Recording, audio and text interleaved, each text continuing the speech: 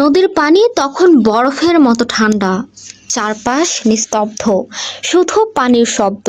হঠাৎ বিশাল এক ছায়া নড়ে ওঠে নদীর ধারে, আর তার পরের মুহূর্তেই বাতাসে উড়ে যায় একটা স্যামন মাছ।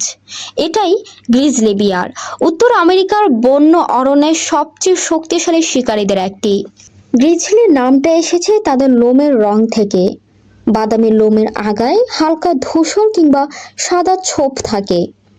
দূর থেকে দেখলে মনে হয় শরীর জুড়ে বরফের ধুলো লেগে আছে, কিন্তু এই শান্ত চেহারার নিচে লুকিয়ে আছে ভয়ঙ্কর শক্তি।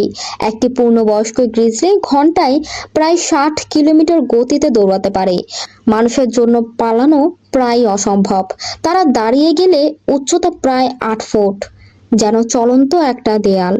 গ্রিজলি বিয়ারের সবচেয়ে বিখ্যাত দৃশ্য দেখা যায় স্যামন মাছের মৌসুমে। হাজার হাজার মাছ নদীর উজানে ফিরে আসে ডিম পাড়তে, আর তখন নদীর ধারে অপেক্ষা করে এই বিশাল শিকারী। ওরা চুপচাপ দাঁড়িয়ে থাকে, ধৈর্য ধরে, তারপর ঠিক সঠিক মুহূর্তে বজ্র গতির থাবা।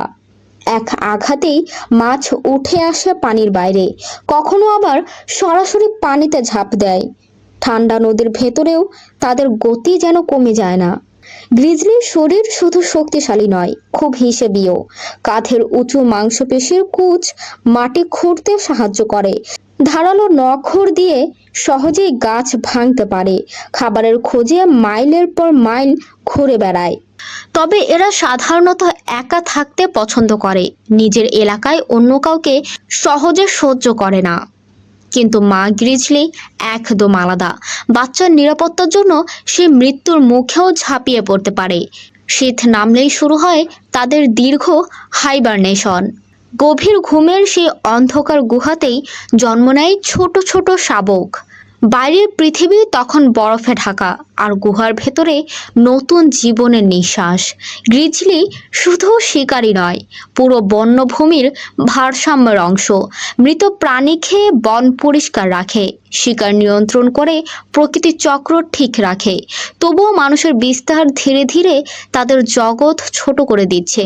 বন কমছে, খাবারের পথ বদলাচ্ছে। তারপরও বরফ ঢাকা নদীর ধারে যখন বিশাল এক গ্রিজলি নিঃশব্দে দাঁড়িয়ে থাকে, তখন মনে হয় প্রকৃতি এখনো তার আদিম শক্তি পুরোপুরি হারায়নি। নীরব বনের গভীরে এখনো কিছু গল্প মানুষের চেয়ে অনেক পুরনো।